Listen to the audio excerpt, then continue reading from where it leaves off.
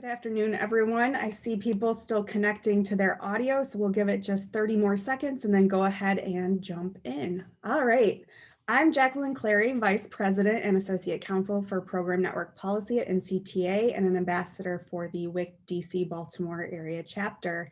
Thank you all for joining today's program, Producing in Crisis, a behind-the-scenes look at C-SPAN.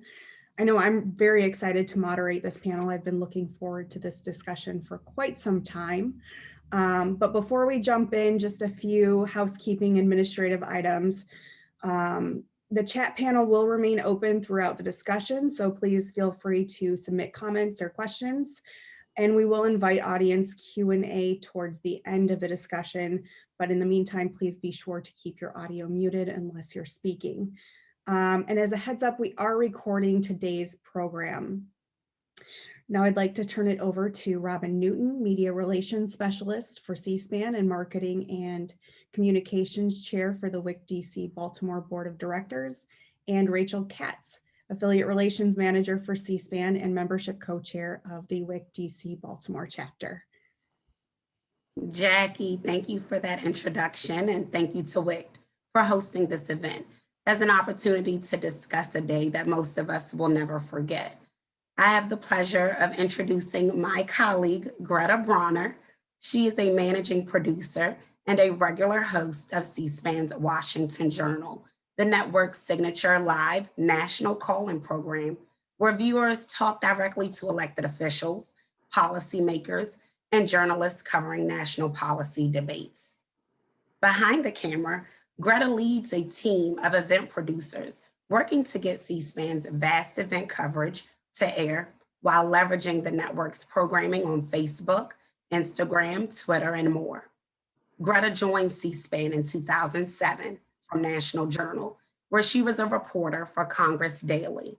She is also a graduate of the University of Minnesota Twin Cities.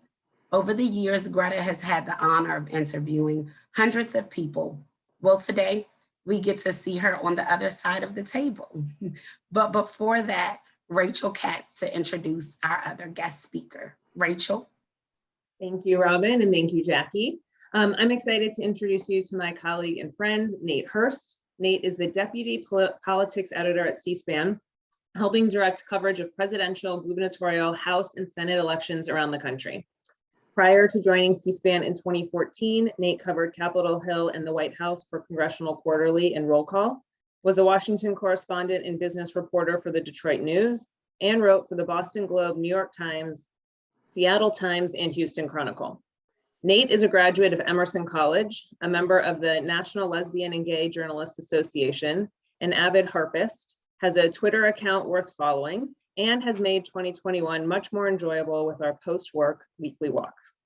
Before we begin the conversation, we'll start with a short video compilation showing the progression of January 6th on C-SPAN.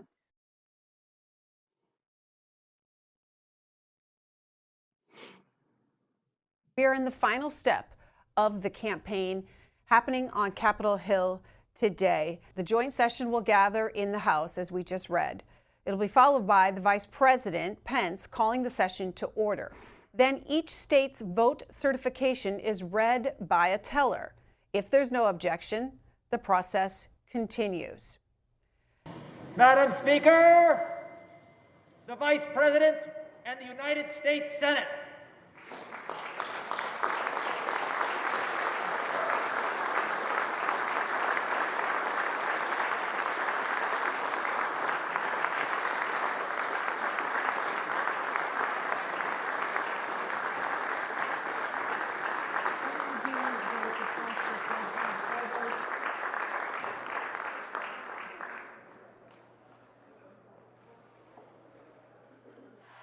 So we're going to walk down Pennsylvania Avenue. I love Pennsylvania Avenue. And we're going to the Capitol.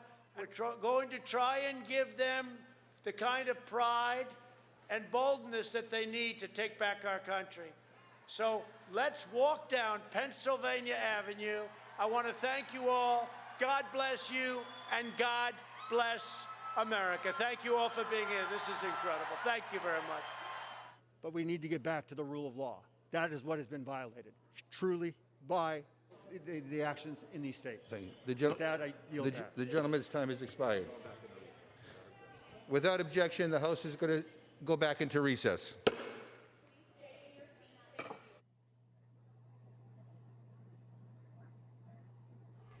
The House has gone into recess. We are learning on Capitol Hill from following congressional reports up there from the reporters that are in the chamber in both the House and the Senate.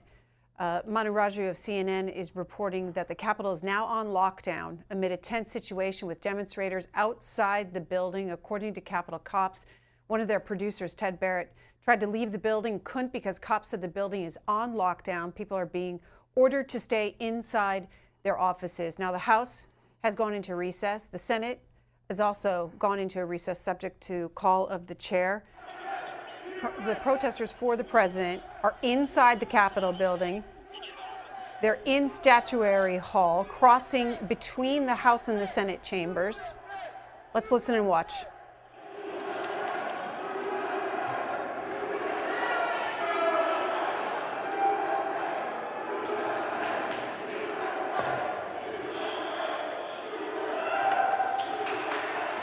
You're seeing the scene outside of the U.S. Capitol. The protesters outside of the building. They are inside as well, according to media reports.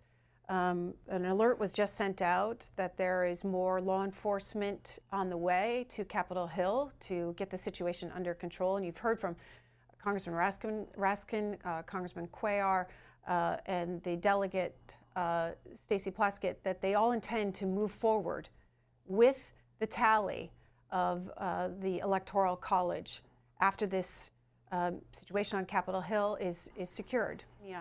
Here's the president earlier addressing the protesters. I know your pain. I know you're hurt. We had an election that was stolen from us.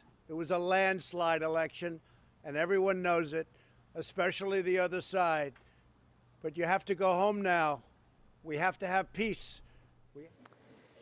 Today, a shameful assault was made on our democracy. It cannot, however, deter us from our responsibility to validate the election of Joe Biden and Kamala Harris. The announcement of the state of the vote by the President of the Senate shall be deemed a sufficient declaration of the persons elected President and Vice President of the United States, each for the term beginning on the 20th day of January, 2021, and shall be entered together with the list of the votes on the journals of the Senate and the House of Representatives. The purpose of the joint session having concluded, pursuant to Senate Concurrent Resolution 1, 117th Congress, the chair declares the joint session dissolved. And with that, a rather eventful 16 hours in the nation's capital.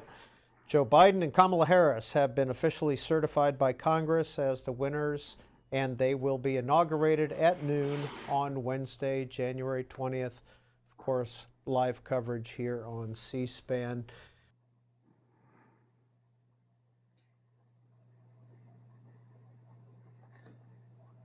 Well, wow, I'll pick up from there. Thank you all for inviting Nate and I to participate in this event today.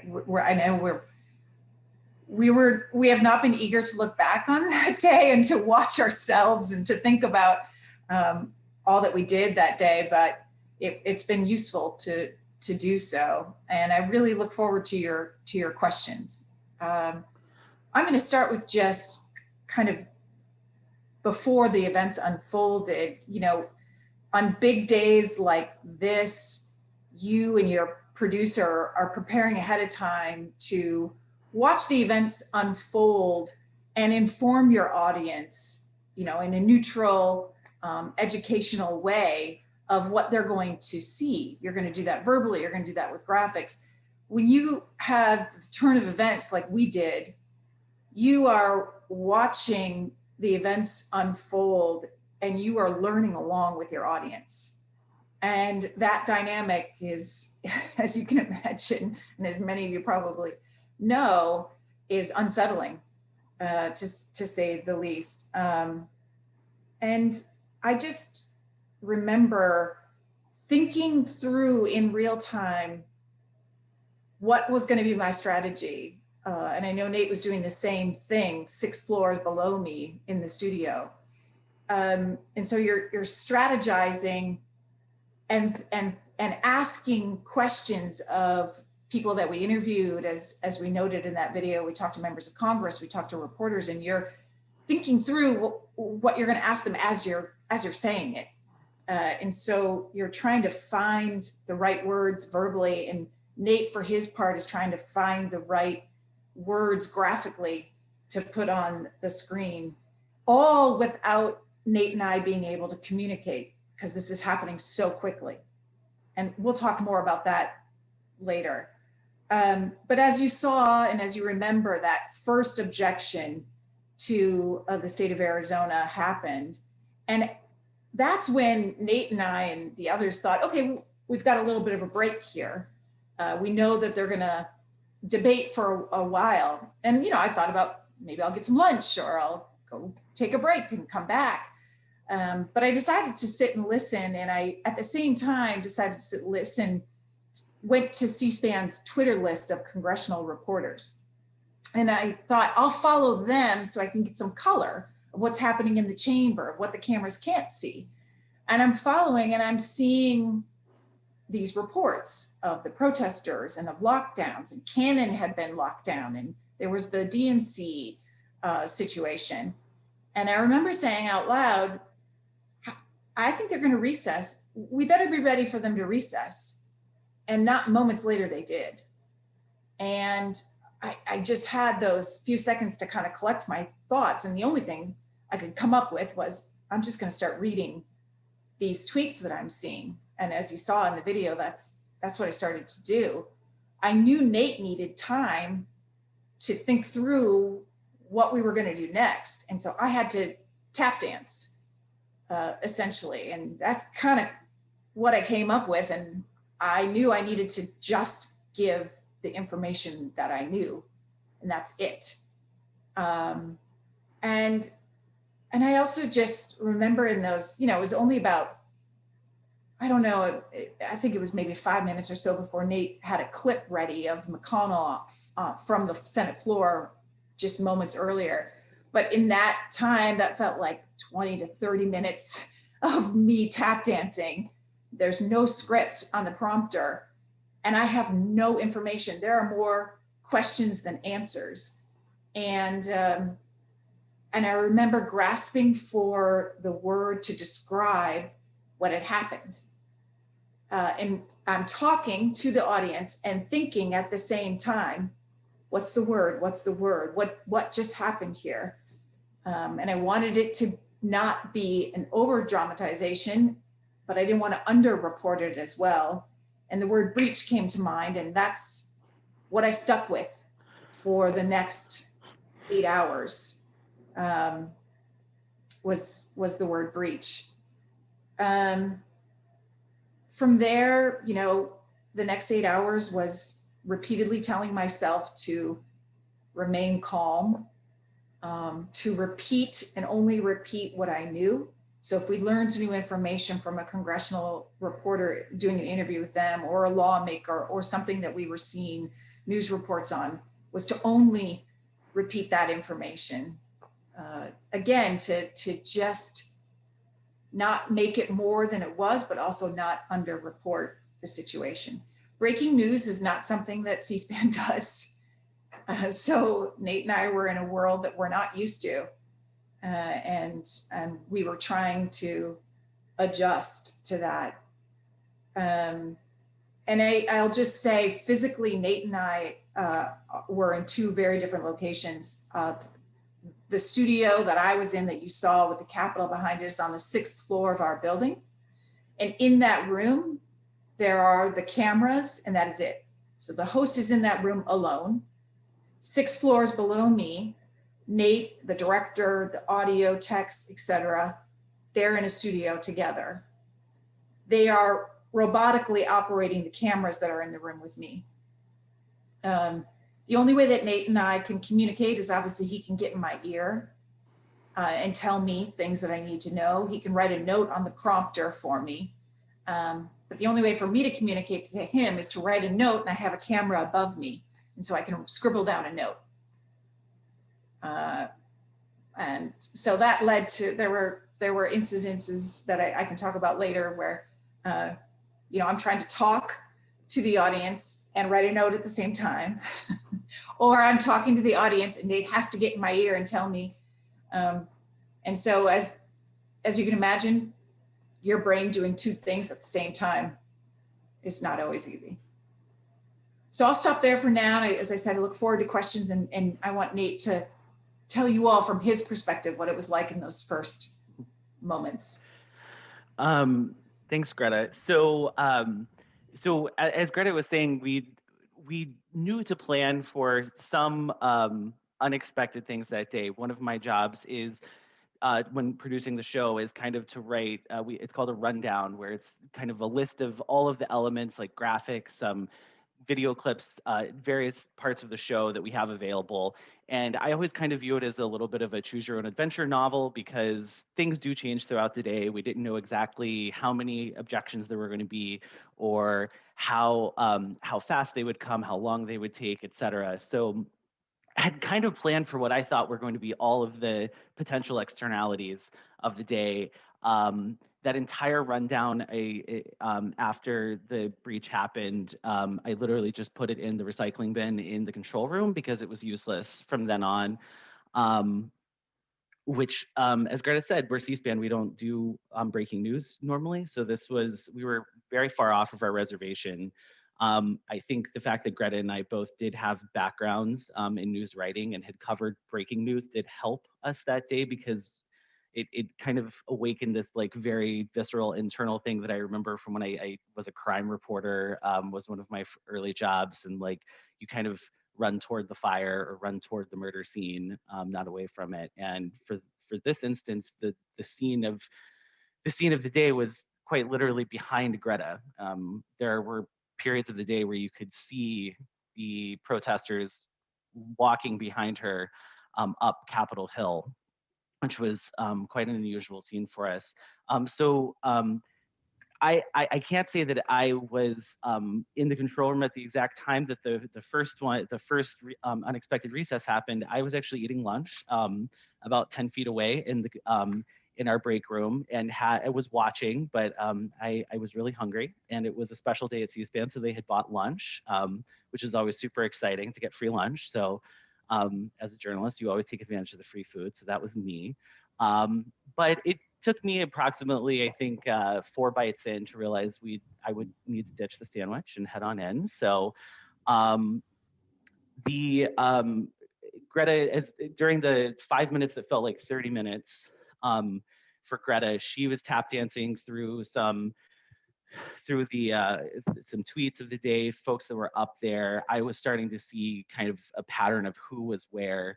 Greta and I know a number of these reporters up there, so I started calling people to see who we could get on the phone. We were able to find one reporter who was in the Senate. She was actually in the Senate press gallery, and she talked to us from one of the booths there after they had been locked in. Some of our other staffers started pitching in and helping calling members of Congress to see who was available and where they were. And those were some really difficult interviews, because for the reporters, there were 2 in particular who were in the lockdown with members, and I put them on the phone with Greta, and her only prompt was, it's Scott Wong with Politico, and he's in the safe room. And he was incredibly upset while he was on the phone with us. And so Greta was not only having to get information from them, but also, figure out, okay, well, there's certain things they can't tell us for their own safety reason, but also being incredibly compassionate to people who were rightfully scared for their lives at that point.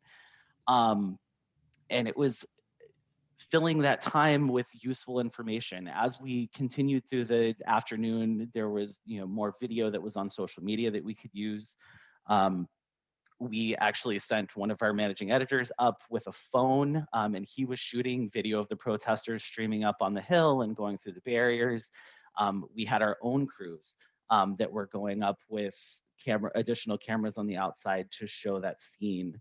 I think one of the more fascinating things that happened that day, and I know Greta and I, when we had spoken earlier this week, kind of reminiscing about this, was just how incredibly professional at all times our crew members are. You saw the footage of them walking through Statuary Hall. Those were actually C-SPAN cameras that we had set up for the day to cover, because we always go back to our gavel to gavel part of our mission. We cover the senators walking over from the Senate to the House chamber with those cameras, so you see them through the whole process. That day, even though our crew was evacuated, they had the sense we should leave the cameras on. And so we got that footage of the protesters streaming in toward the House floor, which ended up being a really compelling visual part of our story. So the afternoon was really kind of piecing all of these elements together. What live video do we have? What do we have on social media? Who can we call? And as you saw, it was 9 p.m. by the time they actually got going again. So from 2 p.m. until 9 p.m., Greta was just locked in place, essentially, and taking us through the story arc of the day. I think it's probably a good place to stop to start for questions. So Jackie, I'll turn back to you. Perfect. And thank you, Nate and Greta, for that. I mean, it really is, looking at the video package and hearing you guys both speak about this, it's shocking to see the progression of the day from procedure to chaos back to procedure at the end. And it's really easy to forget that this is not the only thing going on at the time. You had, essentially 2 impeachment proceedings, one completed, one was about to get underway, but speculation was rampant. You had new COVID protocols, and I know NCTA, and I think C-SPAN was the same, was boarded up with fencing because of its proximity to the Capitol. So can you take me through a little bit how you were preparing for an event like this? Nate, I know you mentioned you knew to plan for the unexpected, but I'm guessing it didn't include this crisis. No, so the way that Greta usually, Greta and I've worked on a number of politics shows over the past year. So, I normally take the lead in trying to figure out what elements we have, and then we talk together with other hosts, producers who are working on it, as far as what might we need that day, and kind of what is our message. So Greta and I were really focused on the most C-SPAN thing, which was the procedure. And the Electoral College itself it's very specific and kind of arcane. And so we were mostly concerned, I know I was, about how do we explain this? And Greta, I think you were also very concerned about how do we do this in plain language that people will get. Right. And I knew that there was the rally that was happening, that the president was going to speak at. I guess I wasn't aware of a security threat to the Capitol. I don't think that was widely reported, or a security threat in DC. And so I wasn't I was not prepared for that. As Nate said, we were just focusing on procedure that day and telling that story in plain language. So was there anything the team had done, either the production team or more broadly at C-SPAN, to prepare for this kind of crisis or emergency? And as you're going through the event that were unfolding that day, what kind of questions arose? And really, what was your thought process in capturing all of those? I think, Nate, you could probably speak better to that, because obviously being on air, I was not privy to any conversations that were happening behind the scenes. I was just trying to, present the information in the most accurate, neutral way. I can tell you that in and of itself, as I'm watching these events unfold, when I saw the live footage in Statuary Hall, and the first time I had to speak to it, I remember catching my breath. It was just so, oh my gosh, and so I'm having an emotional reaction, but I'm trying not to have an emotional reaction to what I'm seeing as well. And so that was, you know, just really my sole focus. Every single muscle in my body was tense, and it was for 8 hours. When I got home the next day, when I woke up, I actually felt physically sore because I just was like this. I didn't want to move. I think I got up once to use the restroom in that 8 hours. I didn't want to move because I didn't know what was going to happen next. And I just felt like I needed to be there and just focusing solely on that. But Nate, can you talk about behind the scenes, the conversations that were going on?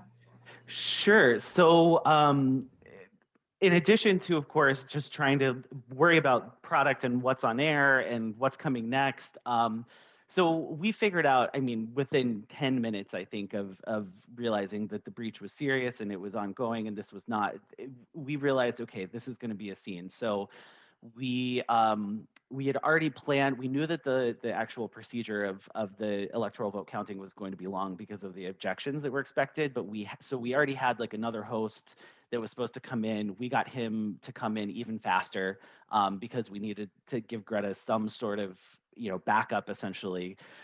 So that was one thing. The other thing was we were actually very concerned about our own staff that was on the Hill. You know, I would say C-SPANers probably know the Hill just as well, if not better, than the members and the staffers, because we've put cameras in every room, we've run cables through every hall.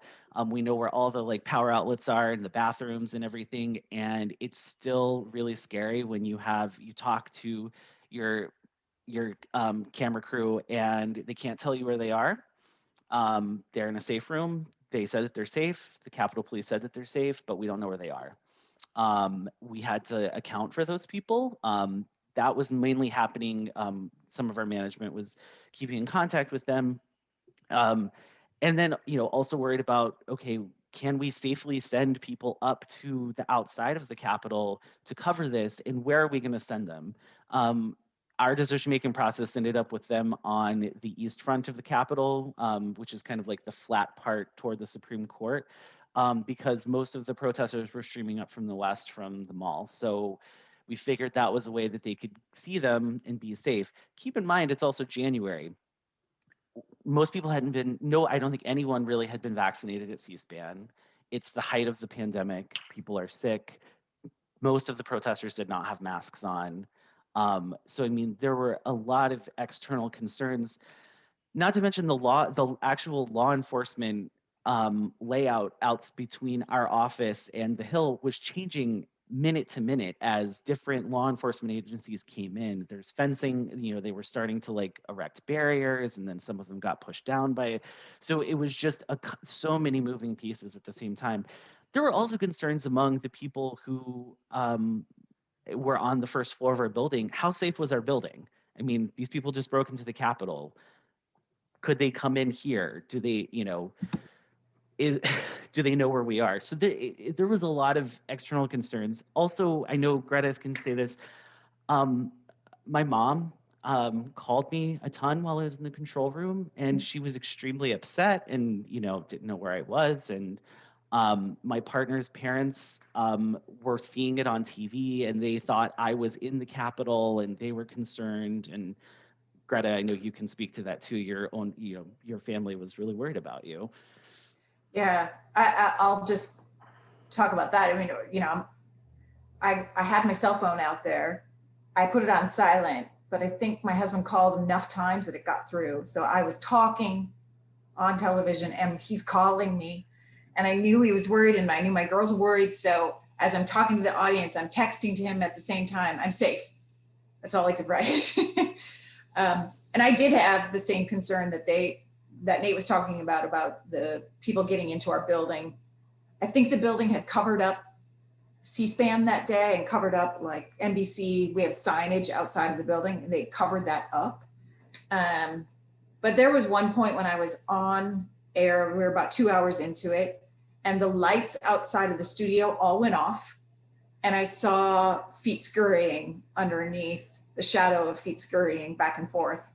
And the first thought was, they're in here and my colleagues are trying to hide. And so I wrote a note. As I said, I have that camera above me. I wrote a note to the director. Why are all the lights going off around me? And he must have known what I was thinking, or I don't know what, but he got in my ear and said, "You're okay." Okay. And I didn't believe him at first, but then I did. I just got goosebumps. I want to come back to that, but before we jump into that string of questions, I want to go back to the decision-making really quickly. As questions were arising, I mean, Nate, you noted there were several, you were concerned about the people on the ground at various points. Did you have to, and did you have time to coordinate with other departments, with police, with other security professionals? How was that taking place? Who are you communicating with? So I know that our management team was, a lot of them were on site, so they were kind of they were making sure that all of our field folks and everyone was kind of where they needed to be, was safe, and everything was okay there. I know that in the later afternoon, I was still in the control room, but we did start getting calls from law enforcement who wanted to make sure that our video was archived, because as you saw, there were, at least a few hundred people who walked right by our cameras that were recording the whole time. So that was an interesting thing that normally doesn't happen to us. I can't say that the FBI is normally looking for C-SPAN footage. So that was an unusual addition to our workflow for the day, for sure. Yeah, definitely. And then, I mean, you both alluded to this, but this was an especially complex story, both for C-SPAN and for other DC area journalists. First, because it was at the Capitol, which is C-SPAN's primary coverage area, but also because media was part of the story, and they were a potential target. So how did you and your team address this? And at one point, Greta, you said you felt unsafe. Were there any other instances where you were worried about that? And how did you sort of work with each other to alleviate those fears? For me, that was really the only time that I felt personally scared for myself. I felt, as I'm interviewing these reporters, and Nate was talking about it before, Scott Long, I think he was in the Capitol, and I think he was in the chamber, and he was locked in when we were talking to him. And he's trying to also be a journalist first and give us and our audience information as much as he can tell us. And at the end of the interview, he says a very scary situation, and his voice cracks. And I just remember feeling so scared for him, and trying to, I'm out there navigating this scary situation for people that I'm talking to up there, and for audience. I knew that I felt like it was okay to show some emotion of the day, to, as Nate say, to be compassionate and concerned for them, and to allow that to come through. I didn't want to go too far, because I didn't want to get too emotional and then start crying or something like that, or for people that were up there. But so how did you make the decisions, and especially when you're on the phone with people who are in the Capitol? I mean, there's safety concerns too, like you don't want them to give away their location. So how are you making the judgment calls there on what, to prod them to keep going versus remind them, like, please don't go behind, don't let us know where you are? How are you making those decisions? Was it just gut on the fly, or were there other things you guys had done to prepare? No, it was completely on the fly.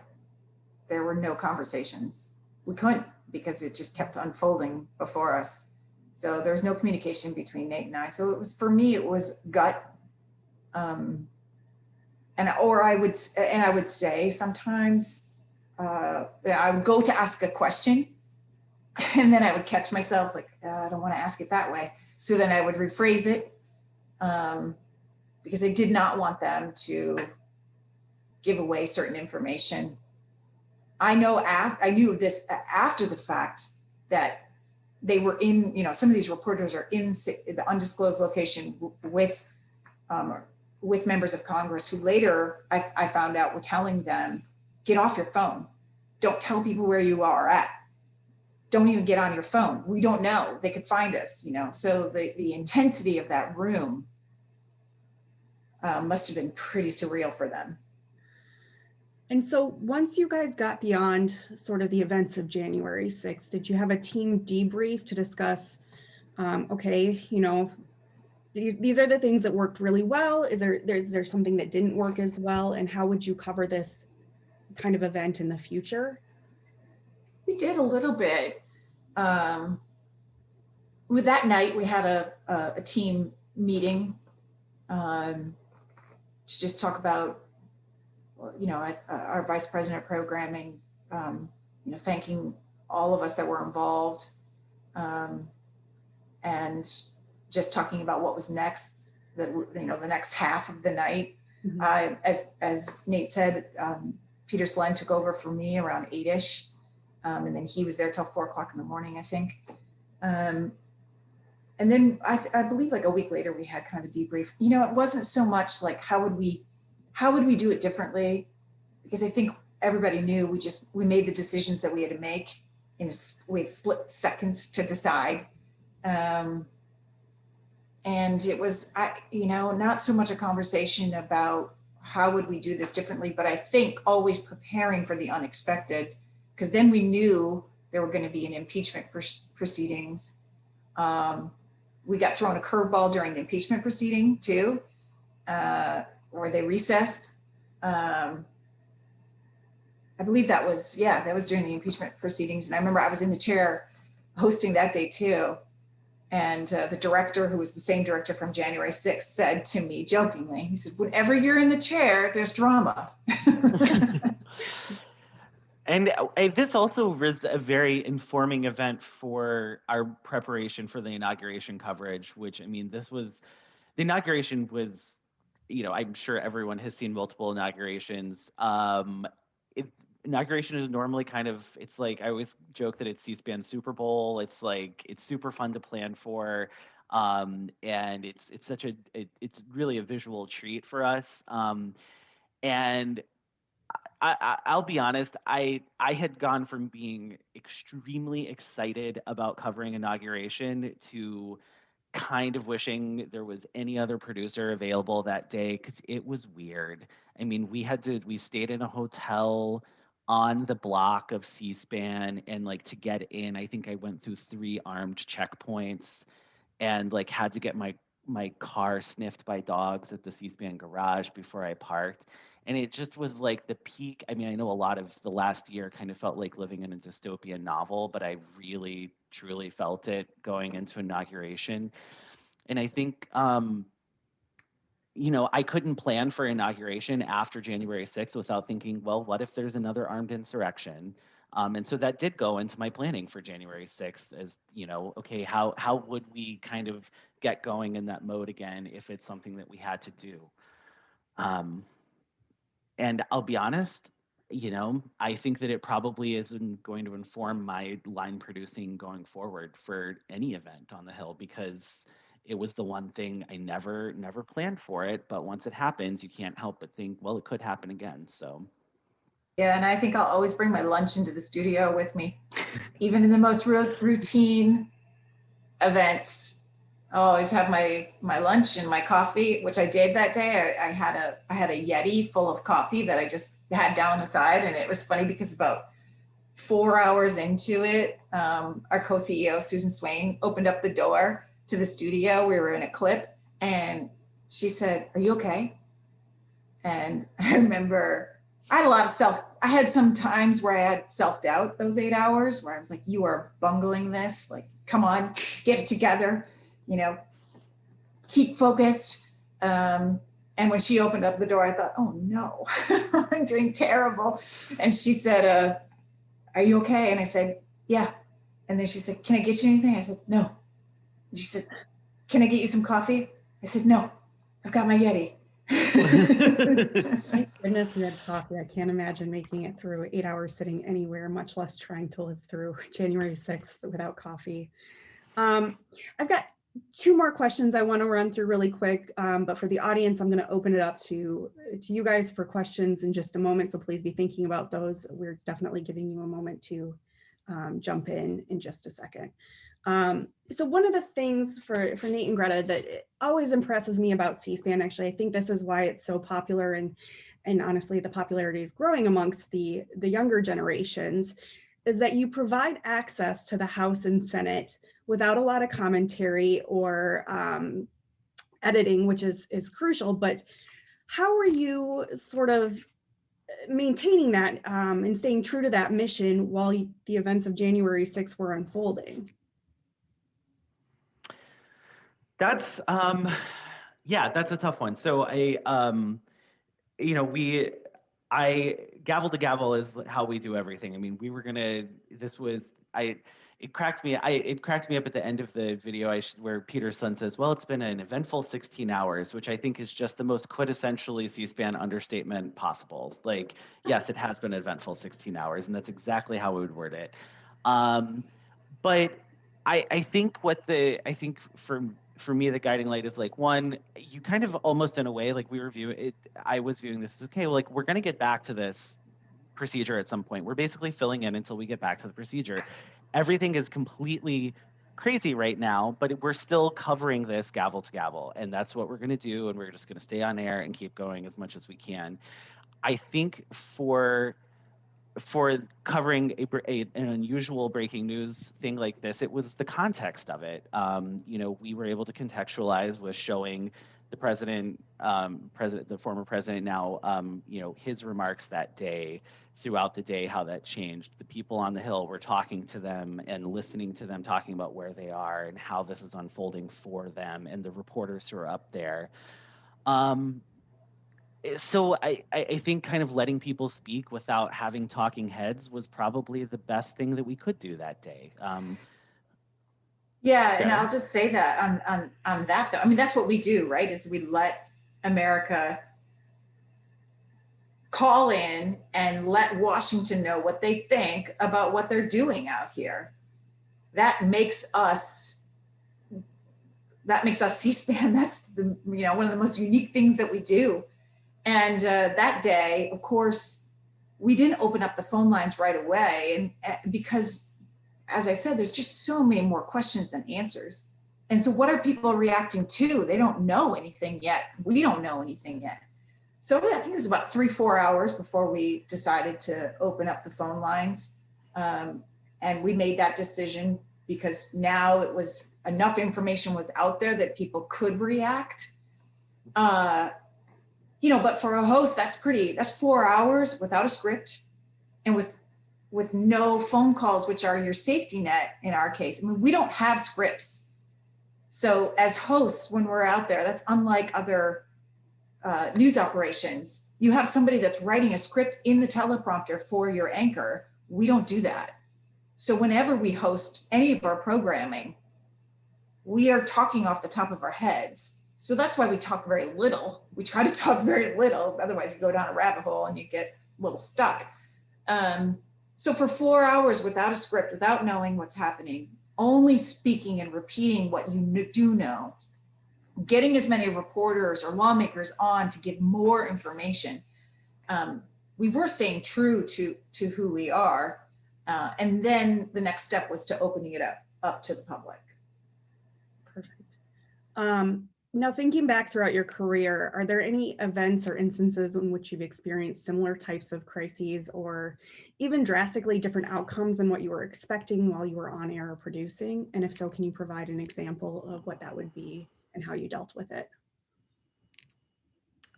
As far as just absolute chaos and having to make sense of a very complex, fast-moving situation, the last thing the thing that came to mind, and back when I was working, covering crime for the Boston Globe, and we would get sent out to, it's a quadruple murder on Blue Hill Avenue, and like you would show up sometimes before the police would show up, and you're like interviewing people who had just had a loved one die, and it was very emotional and highly charged. I mean, it reminded me of that, which interestingly was a part of journalism that I had consciously tried to get away from, because it is really hard work and not, it sticks with you for a while. That was what it reminded me of. For me, the only thing that is sort of a comparison was I hosted the morning after the Obama administration killed Osama bin Laden. And I think that was announced in the evening time, kind of late in the evening, that they had killed him. And we just, ripped up our show for the next day, canceled all of our guests, and we were just going to do 3 hours of people's reaction to the killing of Osama bin Laden. It was similar in that we didn't have a lot of elements, and we didn't have a lot of sound, and there were a lot of questions and not a lot of answers. So I was, out there navigating 3 hours of reaction to it from viewers. So that's somewhat similar, but I had phone calls to go to. So, did that inform your process at all? Did that experience inform your process at all on January 6th? In that I took the approach of which I took that day, which is only say what you know. Perfect, thanks. Well, let me step out of the way now for audience Q&A. Please feel free to unmute yourself and ask questions if you have any.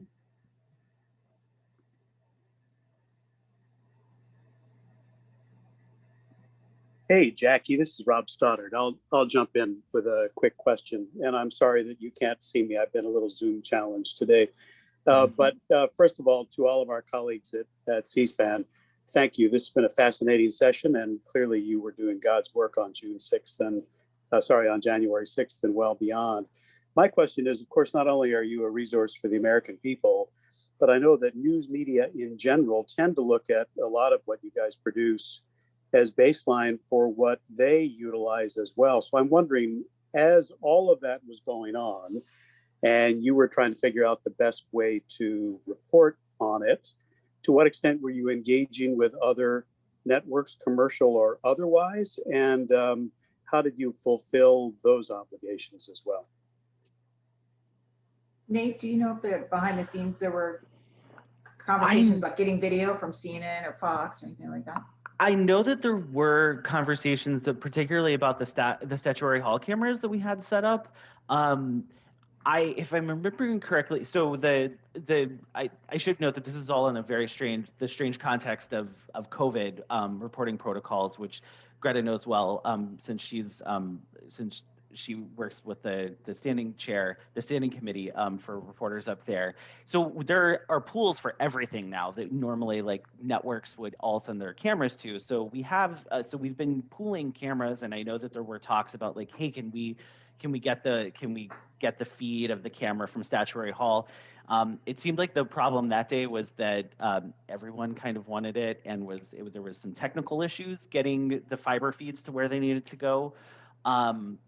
Most of the cameras that you see, of course, from in the chamber are actually controlled by the House and Senate recording studios. So our biggest problem there was that they can cut them off at whenever the House or Senate goes into recess. I will say we have a friend, an unnamed friend, who I never knew who it was, from the Senate gallery, who obviously realized that this was very important. And even after the Senate had technically gone into recess, they left the camera on Mitch McConnell.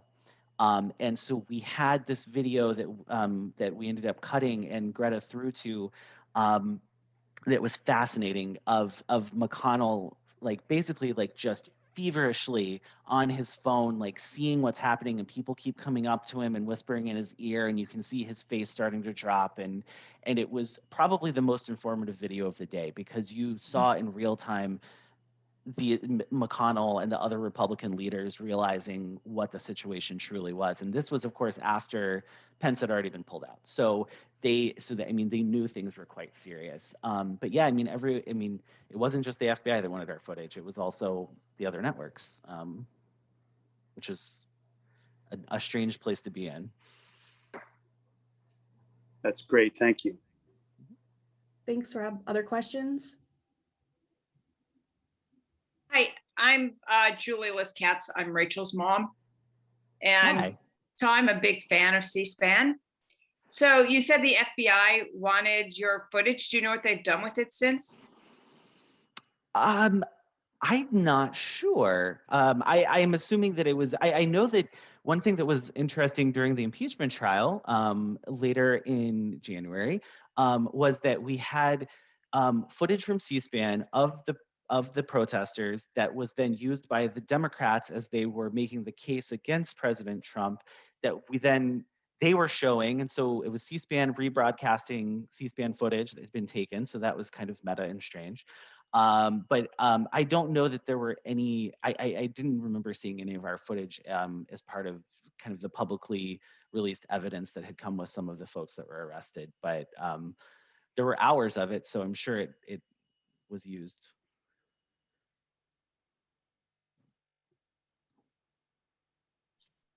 Thanks so much. Any other questions? I've got a couple others if we don't have audience Q&A.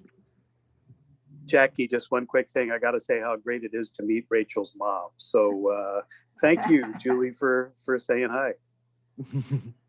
It's nice to meet you.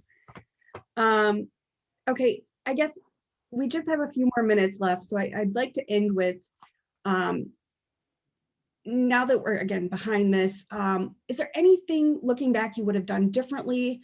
And what is the thing you're most proud of doing during that day? Done differently. I don't know if I would have done anything differently. In that situation, is just doing what you can in the moment and making decisions as you go. Most proud of, I would just say how we all responded as a company and as a team. And you know, when Nate talked about our crew up there in Statuary Hall having the wherewithal to keep recording. When I think about that, I'm really proud of them for that. You know, their personal safety, they're at risk. They're being told you got to evacuate, you got to go now.